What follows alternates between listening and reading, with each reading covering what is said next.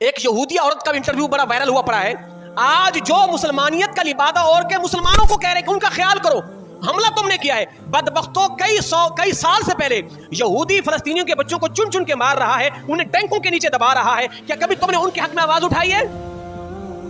اور مسلمانوں کا کردار کیسا ہے؟ وہ تو ایک یہودی عورت نے پورا جو ہے وہ کردار نمایاں کر دیا. وہ یہودی عورت ہے, وہ کہہ رہی ہے ابھی 7 اکتوبر 2023 کو جو فلسطینی مجاہدین نے اسرائیل میں گھس کر جو انہیں جو ان کی پٹائی کی ہے, ایک عورت کہتی ہے کہ 2 مجاہد میرے گھر میں آ گئے اور میں اکیلی تھی, میرے ساتھ میرے 2 بچے تھے.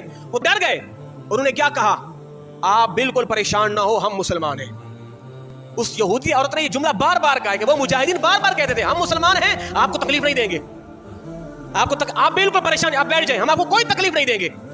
وہ یہودی عورت کہتی میں ڈر گئی تھی کہیں میرے بچوں کو میرے سامنے نہ مار دیں, مجھے نہ مار دیں. وہ بار بار کیا کہتے ہیں؟ ہم مسلمان ہیں, ہم تمہیں کچھ نہیں کہیں گے. وہ عورت کیا کہتی ہے؟ وہ 2 مجاہد 2 گھنٹے میرے گھر میں رہے, فلسطینی مجاہد. وہ کہتی ہے کہ میرے ٹیبل پہ کیلے پڑے ہوئے تھے, کیلے پڑے ہوئے تھے. ایک مجاہد مجھ سے کہتا ہے اگر آپ کی اجازت ہو تو ایک کیلا اٹھا کے میں کھا لوں, اگر آپ کی اجازت ہو یہ کیلا اٹھا کے میں کھا لوں.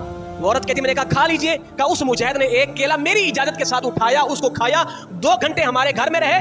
جانے لگے تو کہا ڈرنا نہیں, بالکل اطمینان کے ساتھ وہ دروازہ بند کر کے چلے گئے.